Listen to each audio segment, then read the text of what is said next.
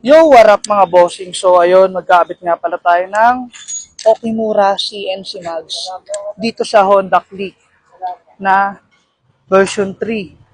So ayan, nabaklasan natin harap likod na mags. At syempre, nagpalagay na rin na si bossing ng goma. Ang ginamit nga pala natin dito na gulong mga boss, walang iba kundi Sineyos. Ayan mga boss. Sineyos CN62 tawag dyan. Yan, napakaganda niya. Ito yung pangharapan mga boss. Mapapansin nyo yung kabitan ng disc brake mga bossing. Pogi. Sa alighten yan mga boss. Sa harap, ang nilagay natin gulong dyan, Sineo CN62 na 908014. Ayan, nalagay na natin yung panglikod. Sabi ang pogi nga.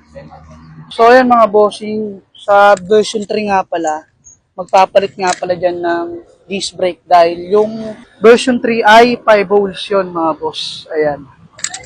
Lima yan mga boss. So yun, pinalitan natin ng 4 holes. Kadalasan kasi sa market ay 4 holes lang. So ayun mga bossing, yan ay gabit na natin. Grabe ang pogi. Ito yung tsura niya sa harap mga boss. Ayan. Ito naman yung ligurada. Nilagay natin gulong dito sa likod mga boss. Stock size 180/14. Ayan. Kung mapapansin nyo, ayan, may abang na yan mga boss. Sa mga gusto mag-convert ng disc brake.